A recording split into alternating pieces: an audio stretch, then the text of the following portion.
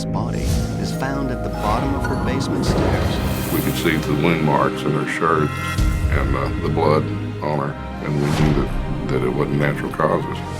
The discovery shakes the small town of Madisonville, Kentucky to the very core. It's just like a game of Clue. Did Mr. Plum do it with a candlestick in the library? And the citizens here will learn there are a lot more skeletons in the cupboards than bricks on Main Street. Everyone was a suspect in this case except for me, because I knew where I was on January 12th. How well do you know your neighbors? What lies behind the white picket fences?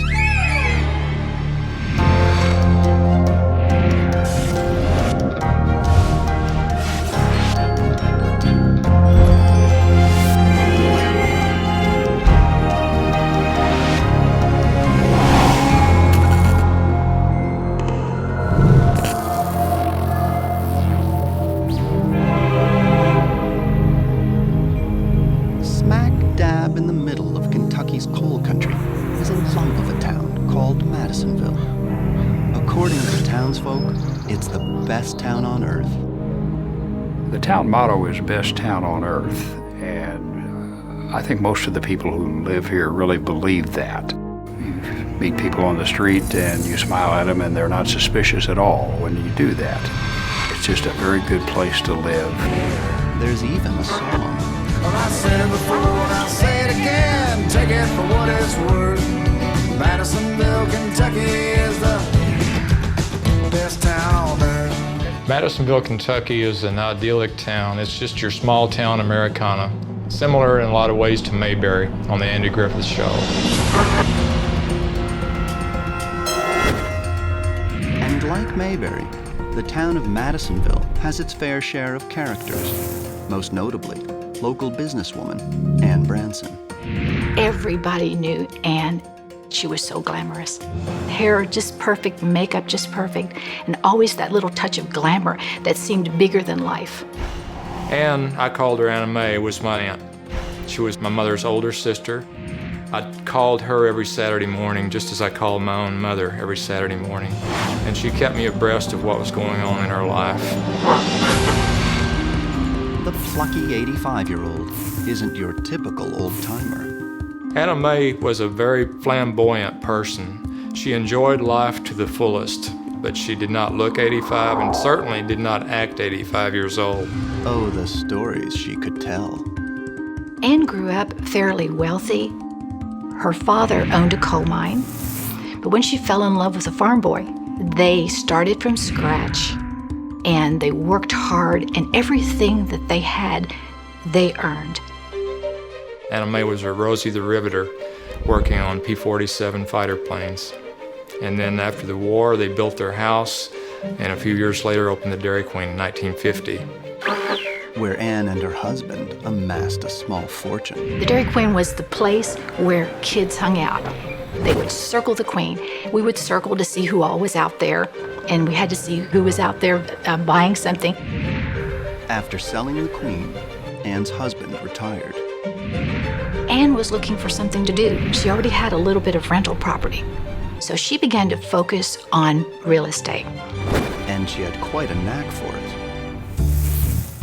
Anne found that real estate not only gave her a chance to be busy, but gave her a chance to be creative. And she would take old houses and turn them into something beautiful. And then she would rent them and move on to the next house. By the time her husband died in 1994, Anne was quite the real estate mogul, with over 40 properties to her name. She had a business mind that would rival someone with an MBA. I admired Anne's business sense, and I admired Anne's ability to be herself. I just admired her all around as just an extraordinary woman. An extraordinary woman, known around town for setting off her own alarm system. Patrol Officer Kelly Rager has been on the receiving end of the false alarm. It was routinely about once a day on average. You would go and she would be there and she would say, "Oh, Kelly, I'm okay. Are you by yourself?" And I would say, "Miss Ann, yes, I'm by myself. You can go ahead and open the door for me." She didn't like for gentlemen to see her without her makeup and her hair fixed.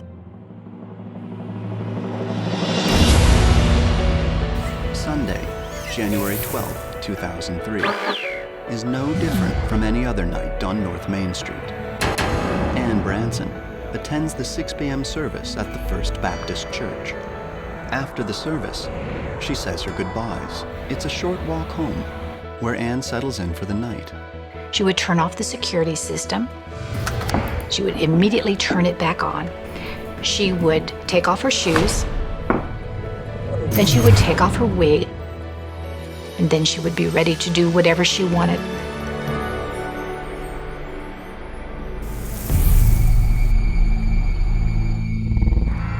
The next day is Monday, and Ann has a busy day planned. To the bank for a hefty deposit. Lunch with her fiancé, and then, if all goes well, dinner and dancing. Ann's not one to ask for help, so it's with hesitation that her fiancé contacts the police when she doesn't answer the door for their lunch date that Monday morning. How long ago did this happen? He saw her car was in her garage, so he knew she was home. And when she didn't come to the door, he feared the worst, that maybe she'd fainted or had a stroke or something. For Deputy Sheriff Barry Boucher, it's business as usual. We do a lot of responding to check subjects' welfare. Sometimes they were ill, sometimes they'd passed away, but most of the time they were all right. They were somewhere else and the person didn't know they were gone. All seems well on the outside of Ann's house. No signs of forced entry, no broken glass. No, there's not a blade out of place on Ann's immaculate front yard.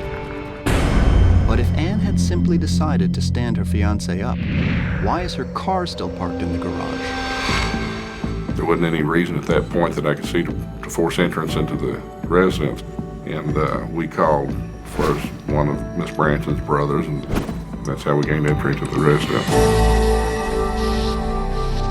Ann's brother Earl opens the door, ready to disarm the burglar alarm. But the silence is deafening. So when the search party enters, and there's no alarm, it's a little odd. I went to the right toward the living room. Miss Branson's brother went straight into the stairwell and announced they found her at the bottom of the stairwell. It's the worst case scenario. Ann Branson is dead. When we could see the body clearly, we could see the wound marks in her shirt and the blood on her, and we knew that it wasn't natural causes. Miss Branson had been stabbed to death. We didn't stay very long. Once we discovered it, we left the scene, didn't want to contaminate it. This one's gonna require some backup. Lead investigator Scott Troutman drag races custom supercharged GT Mustangs during his off time. He knows about life in the fast lane, but when it comes to investigating crime scenes, he takes it slow and steady.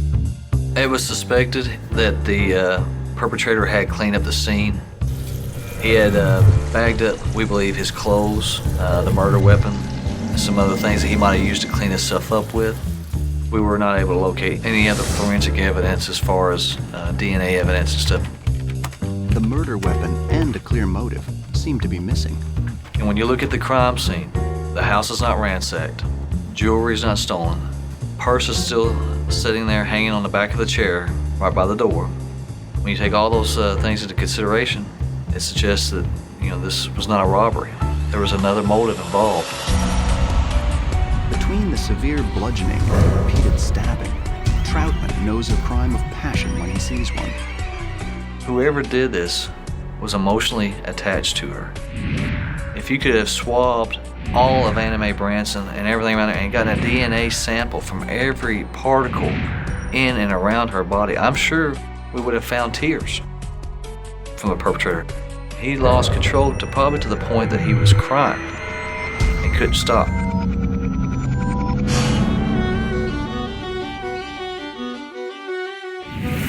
Jack and Mary Branson are beside themselves with the news. I was brokenhearted. She was like my second mother. I wanted to be able to do something to assist in this investigation and find her killer.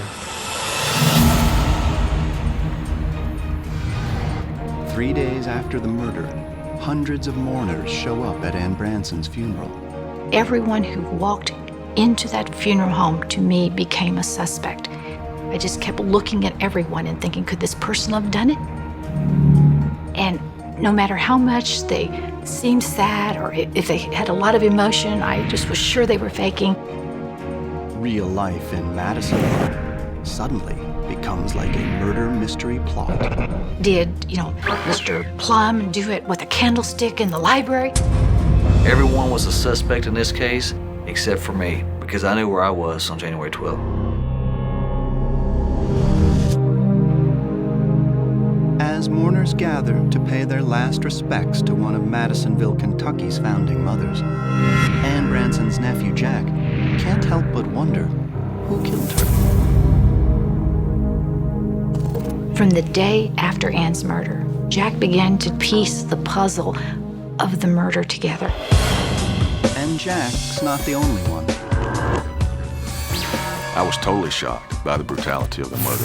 It's not every day that you see an elderly woman, a pillar of the Madisonville community, beat and stabbed that bad.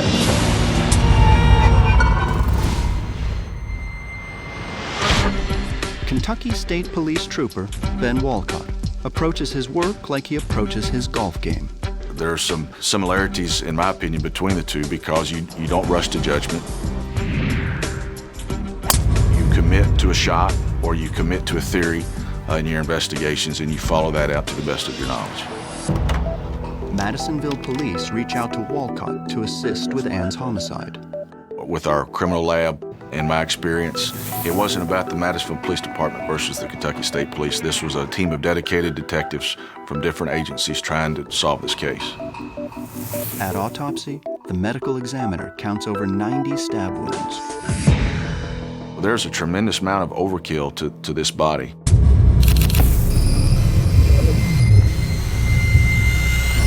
Her skull was crushed from behind. She had defensive marks on her body where she tried to fight her attacker off. To inflict that much damage on a body, that's not a typical homicide. This is somebody that was enraged. They snapped. The ME makes a note of the size and shape of the weapons used to compare to if a murder weapon is eventually found. The autopsy also proves useful in establishing a timeline of events for the night Ann was murdered. We were able to ascertain an estimate of her death, time of death. We were able to put her at church that night, and when she came home from church, she ate some supper, and through the autopsy was able to ascertain the rate of absorption for the food in her stomach. Time of death is between 7 and 7:30 p.m. on the night of January 12th, 2003. Of course, that's important to us as investigators because then we're looking for suspects who don't have alibis for that specific time frame. Speculating that Ann knew her killer, investigators start the painful task of questioning Ann's close friends and family. What kind of person do I think stabs an 85-year-old woman 97 times? Someone who's attached to the person. When you get a case like this, it's like a large puzzle, and you're putting pieces together, and you don't know where the pieces are. The Winstead-Branson clan is fairly large, so it will take investigators a while to eliminate each one by one. At the point that we started questioning members of the family, all of them were cooperative. Ann's housekeeper is also cleared, but she provides police with a suspect of her own, Ann's handyman, Felix Botwin. She suspected that the handyman might have involvement with the murder because he had been doing money transactions with her and had actually not been able to pay her back a certain amount of money. And the handyman was very angry that he had said before that he could kill Ann. A background check reveals that Felix Botwin has been under the long arm of the law before. The handyman did have a criminal history, so he's obviously somebody that we wanted to look at. But a state law halts the investigation. He couldn't take a polygraph examination based on a heart condition that he had, so that wasn't a part of the evidence that we could use for or against him. Botwin claims to have a solid alibi. He was out of town the night Ann was murdered. We were able to verify that he wasn't in Madisonville. I did not think that the handyman was the suspect that we were looking for one specific reason. He was a frail gentleman. And then you look at the amount of damage that Anna Mae Branson had to her body, he's in no shape or form to be able to do that amount of damage. Felix Botwin is fully cleared as a person of interest. There was multiple people that were brought to our attention throughout this investigation that we had to follow up on and eliminate as potential suspects. And one man keeps rising to the top of the suspect list. One of Ann's tenants, Andrew Byerly. Anna Mae told me about her problems she had with her renters. One renter she had we called the crazy renter. He thought that he had ghosts in his house, and he would call her periodically to come over and chase the ghost out of his attic. Detective Troutman's familiar with Ann's lessee. The guy's been in and out of trouble before. You think that I can get you? The crazy tenant did have a criminal history of some violent crimes, including one manslaughter charge. And manslaughter is nothing to sneeze at. The crazy renter agrees to take a polygraph, but that's when things get really crazy. The crazy tenant showed up to take the polygraph, but he and the polygrapher got into an argument. Was it the crazy renter in the basement with the lead pipe? Police are about to find out. Tom Clinton has been the executive editor of the Madisonville Messenger newspaper since 1978. During that time, he's printed his fair share of obituaries. But it's with a heavy heart that he prints the latest details about Ann Branson's murder. You hear about murder being a routine thing in cities like New York and Boston and so forth. So you don't think about it occurring in your town. Once this happened, I think people were a lot more cautious. There were a lot more locked doors and a lot more people being suspicious of folks that they didn't know. For Madisonville police detective Scott Troutman, Ann's eccentric tenant Andrew Byerly is at the top of the suspect list. When he gets in an argument with the polygrapher, He wanted a guarantee that the polygrapher would not ask him any questions pertaining to any violent offenses he might have committed previously in another state, and the polygrapher could not guarantee him that he would not ask any questions pertaining to past crimes. You just stay out of my face. after all is said and done, Byerly refuses to take the test. But he is able to provide a solid alibi. The crazy renter was eliminated as even a person of interest based on his whereabouts on the weekend of the homicide. It was confirmed by family members. And also, he had no motive to harm Miss Branson. Another suspect down. But as the investigative team continues to weed through Ann's family and friends, they get some very surprising results when a member of Ann's own family fails a polygraph.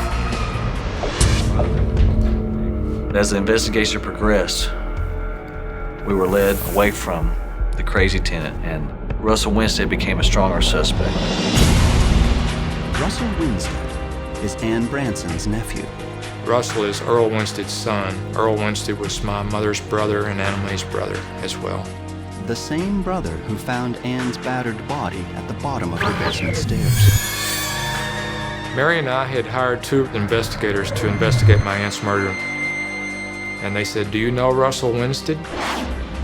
And my heart sank. When I heard how badly Russell had failed the polygraph, then I knew that he was the suspect. We were still hoping, against hope, that there had been a mistake made. I did not want it to be a family member. I didn't want it to be someone that Ann trusted. It seems impossible. Winstead was a pallbearer at Ann's funeral. They don't come any cleaner cut than Russell Winstead. The father of 3 can be found at church every Sunday and at the coal mines during the week. Russell was a mining engineer, and there would, of course, be emergencies at the mines.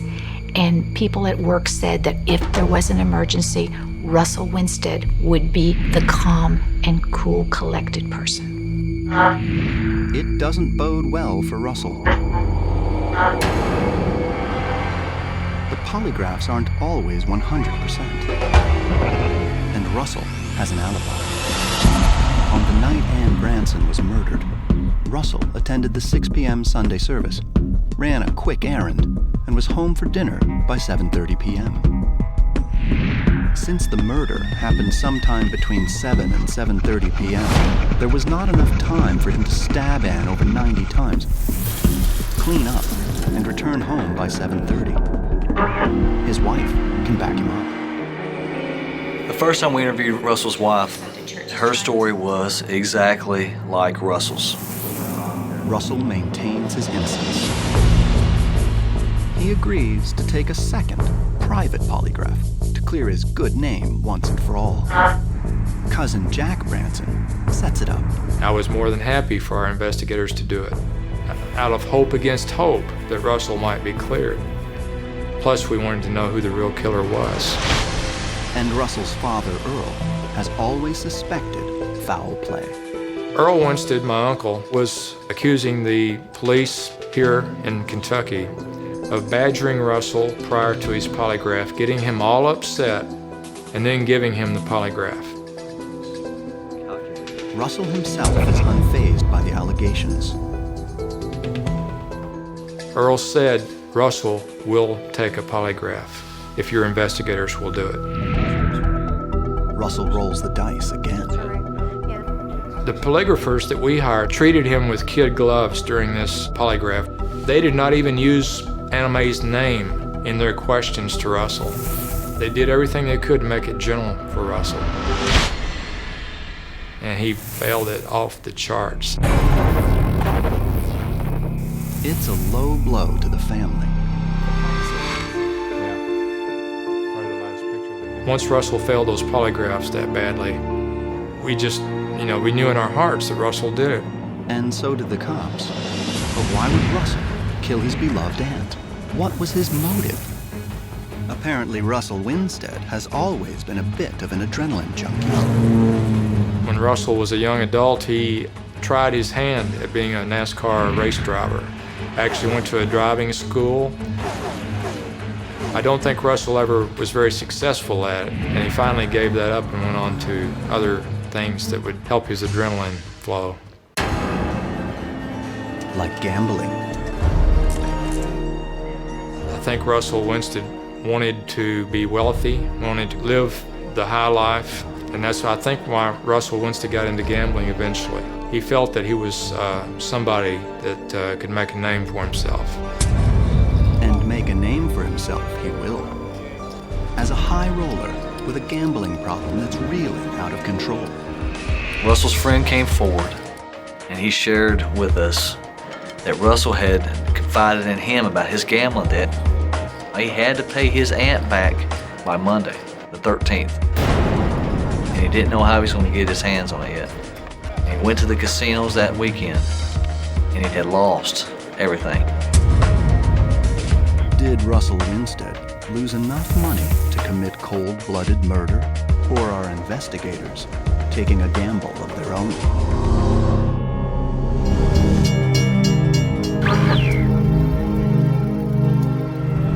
Everyone in Madisonville, Kentucky knows someone in the Winstead-Branson family. They're fixtures in the small town. So when Russell Winstead is accused of killing his Aunt Ann Branson, it's the talk of the town.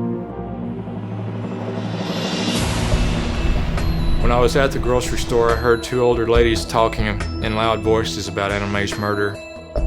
They were speculating whether or not Anna Mae had her rings on. I actually went over to the ladies and said, you might be interested to know that our rings were not taken, and we'd appreciate you remembering our family during this time. But Jack Branson can't trouble himself with idle town gossip. It has a good feel to it. Police have just uncovered a dark secret about his cousin that spells out motive. No one in our family knew that Russell had a gambling problem. Certainly not Anna Mae. I had no idea that Russell did. Ann Branson didn't know it, but she was Russell's primary source of gambling money. Anna Mae would loan money occasionally. If you needed it for something, she would trust you to pay her back, and there were family members that did borrow from her and did pay her back. And if you borrowed money from her, she would have a record of it. Records that patrol officer Kelly Rager finds in a second search of Ann's home. It was approximately $100,000 that Russell had borrowed from Miss Branson, and in addition to his payments at the time of her murder, he still owed her $75,000. And there's the question of a $12,000 check noted in Ann's records that Russell paid her the Friday before she was murdered. It was to be deposited on the Monday she was discovered. The check was never deposited. It never was cashed. The check has never surfaced.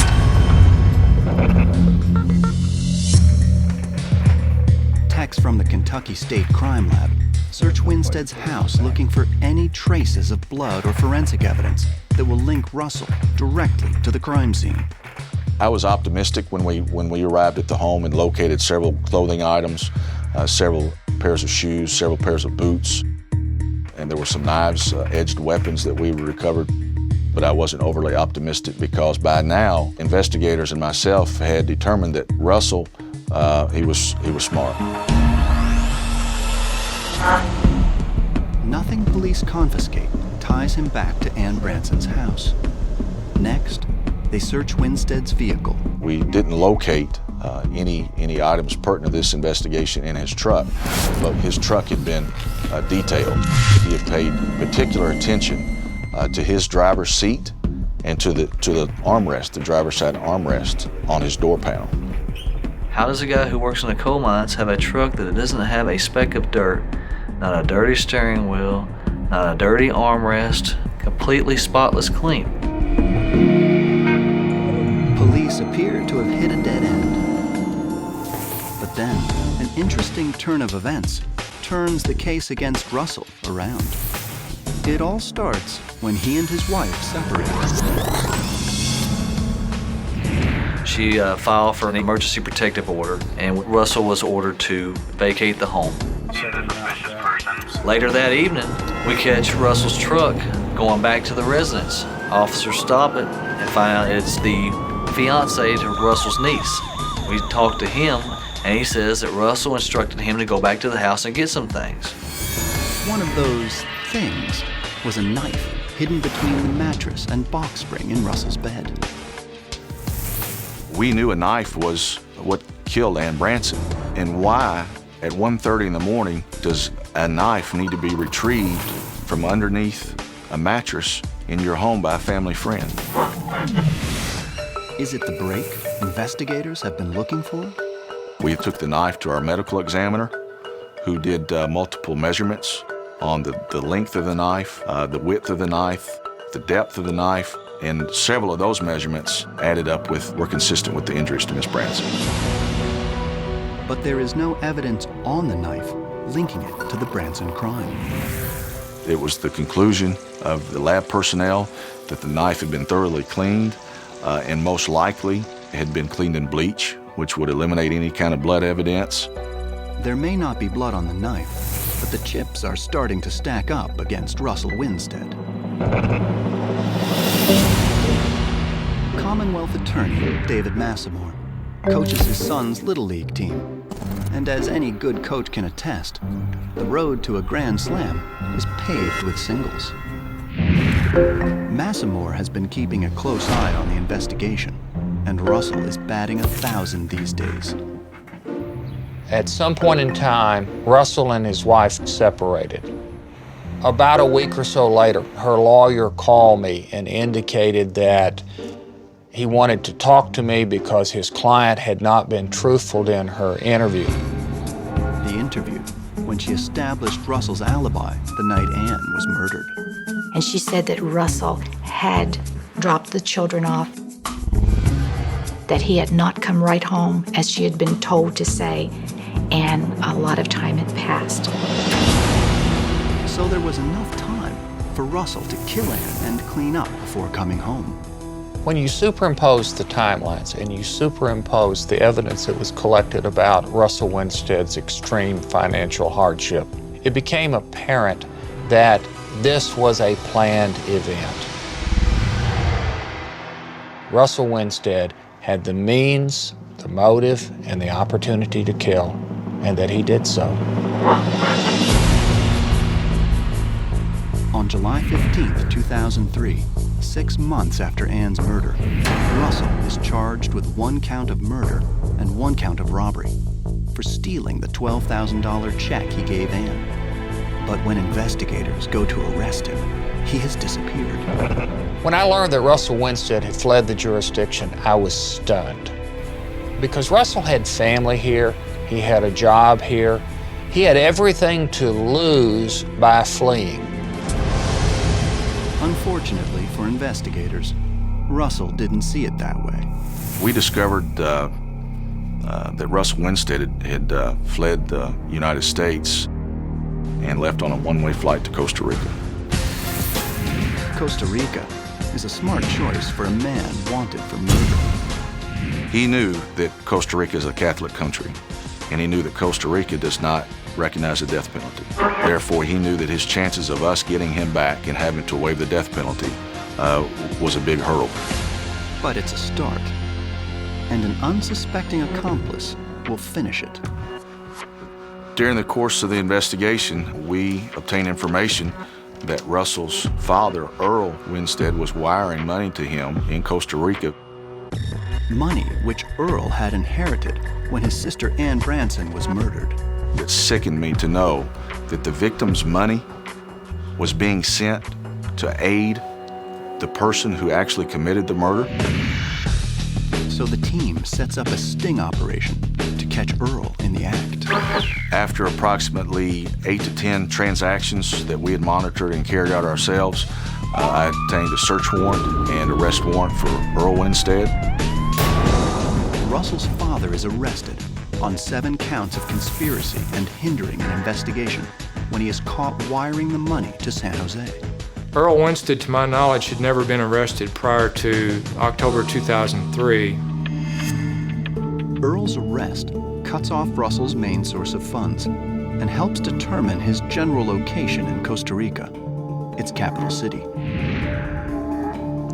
But how to pinpoint Russell's exact location?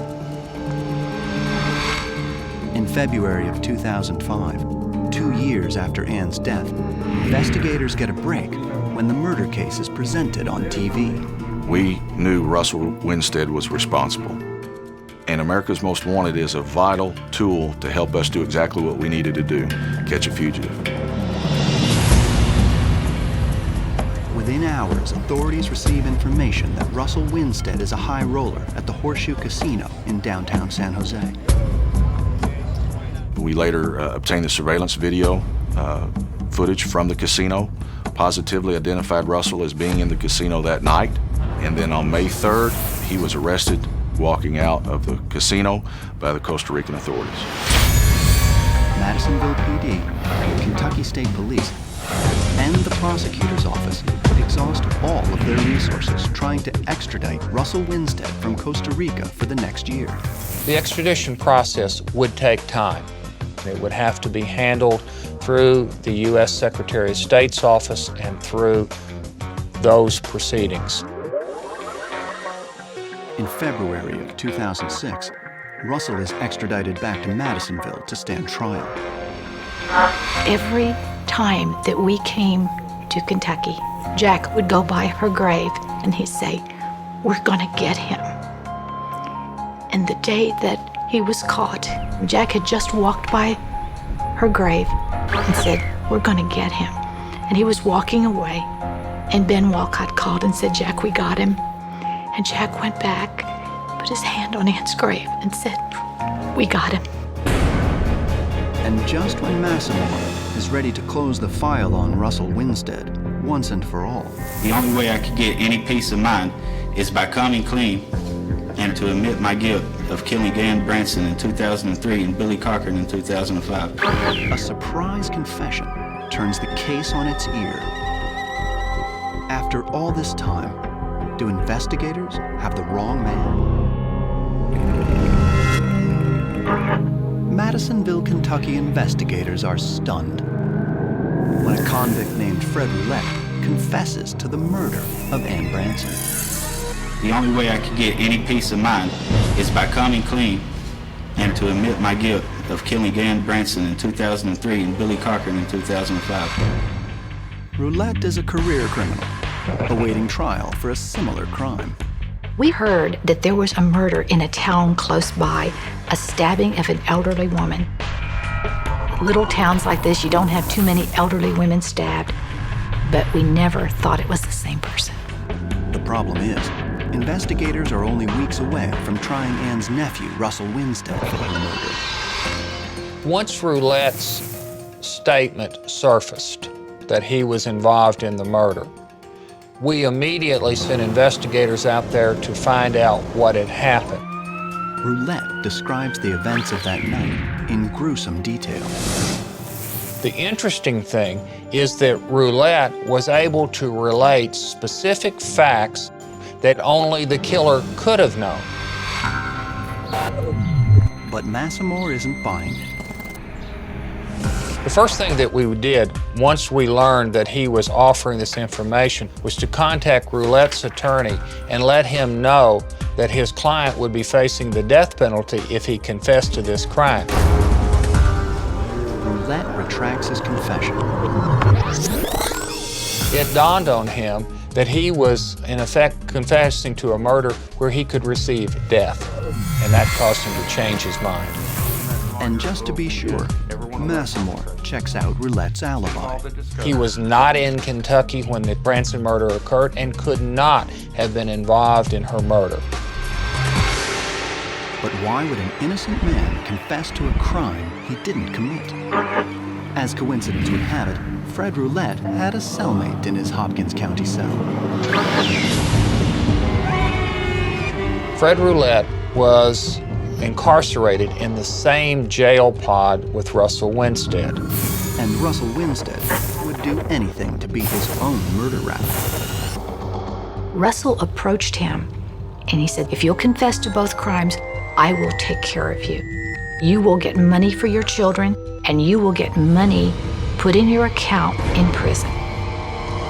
Winstead is a manipulator, and he realized that Roulette could be manipulated. Roulette had pled guilty to murder and was facing a lengthy prison sentence. He convinced Roulette that if he confessed to Miss Branson's murder, he couldn't get a longer sentence. What Roulette didn't understand is the extradition treaty didn't protect him. He could receive death. The stunt backfires. Roulette was able to relate specific facts about the murder that even we did not know, which only reinforced our belief that Russell Winstead was the killer. I told you that the question would be whodunit. But the reality is there is no one else other than Russell Winstead who had motive, opportunity, and access to the means to kill him. Russell Winstead is finally convicted on August 30th, 2007. To ask 12 people to step back in time and to find beyond all reasonable doubt that something happened is a very difficult burden to meet. The men and women we work with had done their job and done it well. He is sentenced to life without parole for Ann Branson's murder and 20 years for stealing the $12,000 check that has never been found. Investigators have pieced together the events of the night that Ann Branson was murdered. Russell Winstead was into his Aunt Ann for over $75,000. And she had had enough. I can't take any more of this. On January 12th, Russell went there to get his check back. Oh, Anna Mae, you know, woe is me, you've got to give me that check back. Just please, one last time. And when Ann would not give him that check, he had determined what he would do. Unbeknownst to Ann, Russell doesn't leave, but goes out to his truck to get a hammer and a knife. I think premeditated, because the murder weapons were things that Russell would have brought with him. When he returns, he finds Ann in the basement. Russell's rage gets the better of him, and he stabs her over 90 times.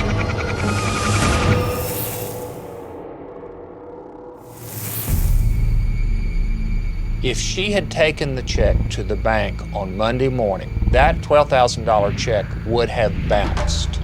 He would then have to explain to everyone why he was writing these checks, and his gambling would have been discovered. His world would have crumbled.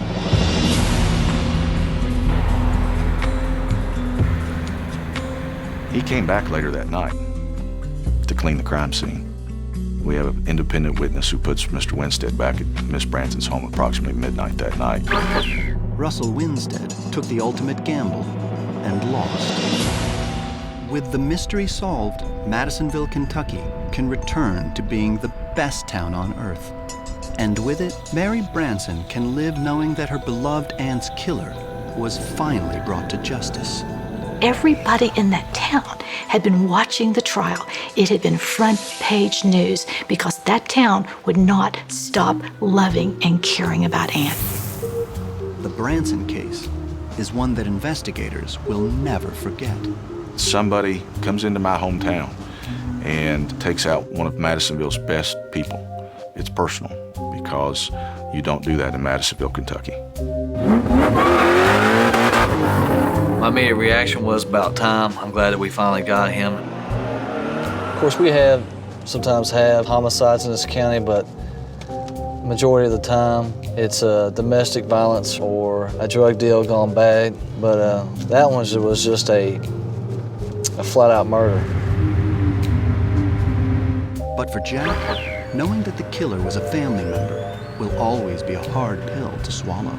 Russell Winstead has always denied killing Anna Mae. He said, I could never do that. I loved her. I could never do that. I did not do this. And he has denied it to this day.